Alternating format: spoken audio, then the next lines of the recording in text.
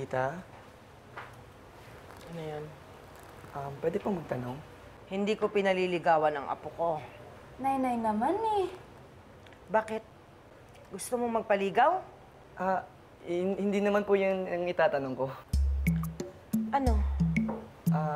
Galit po ba kayo sa akin? Hindi. Okay. Thanks po. Hindi nga po kayo galit. Ako, may itatanong sa'yo. Hindi po ako naniligaw kay Lizzie po. Good. Mabuti na yung maliwanag. Ngayon, may sasabihin ako sa inyong dalawa. Hindi kayo pwedeng umalis ng magkasama nang hindi ko nalalaman. Maliwanag. Okay po. So, ibig niyo pong sabihin, pag pinaalam ko si Lizzie sa inyo, pwede na po siyang sumama sa akin. Pilosopo ka.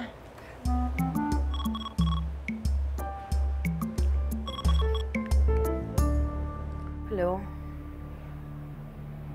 Oo. Sige. Okay. Sige. Julian, Po. ano pa? Pwede ka nang umalis. Sige po. Sige po. Bye-bye. Bye, Lizzie. Hi.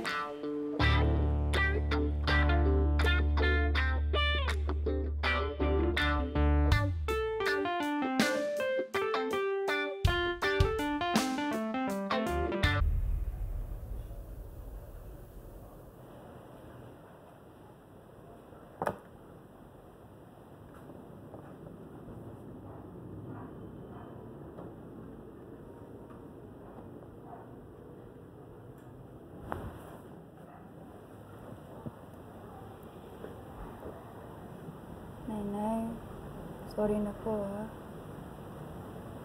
Nag-sorry ka na ba sa mami mo? Opo. Ay, nako. Kayong mga bata kayo. Hindi nyo naiintindihan ang ginagawa ninyo nila, Julian. Natutuwa lang naman po kami na tumutulong si Alias Robin Hood sa mga tao eh. Kaka-inspire nga po siya eh. Pues, ako hindi nai-inspire sa pagdikit-dikit mo kay Julian. Hindi po no. Siya po kaya yung dikit ng dikit sa akin. At nagugustuhan mo naman? Nay naman eh. Friends lang po kami noon. Ako. Ganyan-ganyan din ang sinabi sa akin ni Kaloy ng daddy mo nung araw. Mag-best friends sila ni Cynthia. Mag-best friends lang kami. Pagkatapos isang araw, ayun, nabuntis sa'yo. Yuck! Nay naman eh. Halika. Yung love story niyo na lang kay ni Taytay ang ikwento niyo po. Ano ka ba bilang bata ka?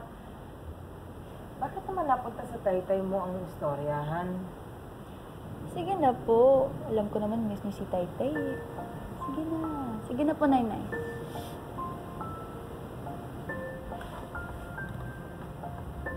Alam mo nung araw, ang taytay mo, kutsero.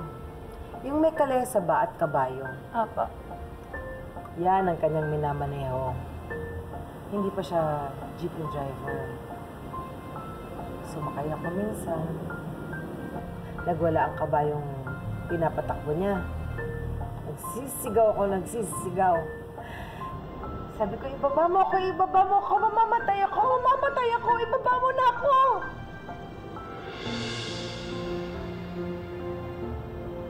Tapos hinawakan niya ako sa mukha. Sabi niya, Miss, hindi ka pa mamamatay. Kasi, pakakasalan pa kita.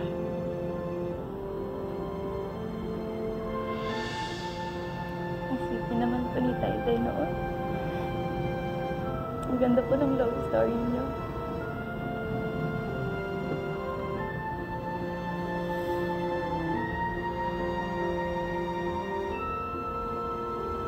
Namimiss ko na, taytay mo.